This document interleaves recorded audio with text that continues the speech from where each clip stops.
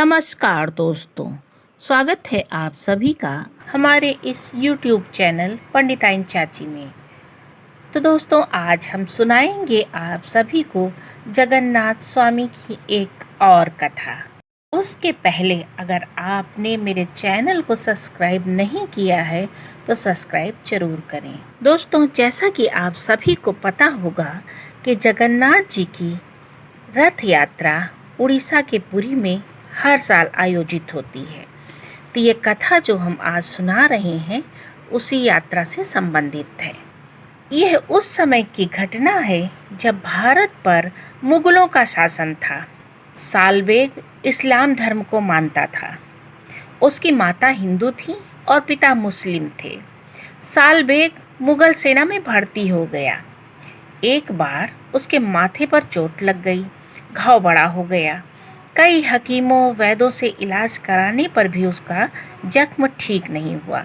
ऐसे में उसे मुगल सेना से निकाल दिया गया।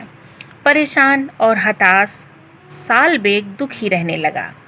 तब उसकी माता ने भगवान जगन्नाथ जी की भक्ति करने की सलाह दी और सालबेग ने ऐसा ही किया।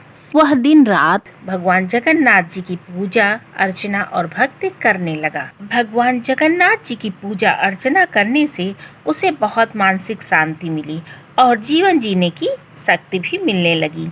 एक बार सालबेग ने सपना देखा कि भगवान जगन्नाथ उसे खुद मिलने आए हैं और उसके घाव पर लगाने के लिए भभूत भी देते हैं, और सालबेग सपने में ही उस भभूत को अपने माथे पर लगा लेता है। जब सालबेग की नींद खुलती है तब उसे एहसास होता है कि अरे ये तो सपना था, मगर वो इस बात पर हैरान रह जाता है कि उसके माथे का घाव सचमुच ठीक हो चुका है। भगवान की जयकार करता हुआ भावों से भरा हुआ सालबेग तुरंत जगन्नाथ जी के मंदिर की तरफ दर्शनों के लिए दौड़ पड़ता है। लेकिन दोस्तों, मुस्लिम होने के कारण उसे मंदिर में प्रवेश नहीं मिलता है।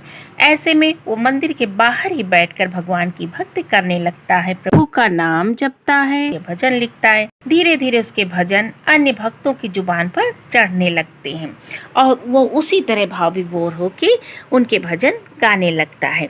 भक्ति करते करते एक दिन ऐसा आता है जब सालबेग की मृत्यु हो जाती है। लेकिन अपनी मृत्यु के पहले वो कहता है कि यदि मेरी भक्ति में सच्चाई है तो मेरे प्रभु मेरी मजार पर जरूर आएंगे। और सालबेग की मृत्यु के कुछ महीने बाद जब जगन्नाथ जी की रथ यात्रा निकली तो सालबेग की मजार के पास से रथ आगे नहीं बढ़ा। सभी भक्त रथ खींचते खींचते जो लगाकर थक गए, लेकिन रथ इंच भर भी आगे नहीं बढ़ रहा था।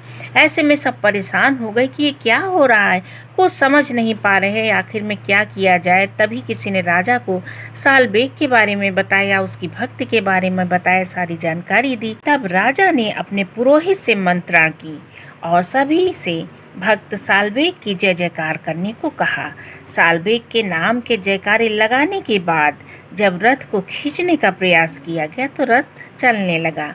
बस तभी से हर साल मौसी के घर जाते समय जगन्नाथ जी का रथ सालबेग की मजार पर कुछ समय के लिए रोका जाता है। तो दोस्तों, मान्यता है कि भगवान भाव के भूखे होते हैं, वह अपने भक्तों में कोई भेद नहीं करते हैं। ये बात हम लोग को जगन्नाथपुरी में होने वाली जगन्नाथ जी की रथ यात्रा के दौरान देखने को अभी भी मिलती है। इस रथ यात्रा के दौरान भगवान जगन्नाथ जी का रथ एक मुस्लिम की मजार पर रुकता है। वो मुस्लिम भगवान जगन्नाथ जी का अनन्य भक्त था, लेकिन मुस्लिम होने के कारण उसे मंदिर में प्रवेश नहीं दिया गया और दुनिया से विदा हो गया। लेकिन उसने आखिरी में ये कहा था कि अगर प्रभु से मेरी भक्ति सच्ची है तो एक दिन जरूर मेरी मजार पर आएंगे, और कुछ समय के बाद ये घटना सच साबित हुई। ऐसे हैं हमारे जगन्नाथ स्वामी। बोलो जगन्नाथ भगवान की जय हो।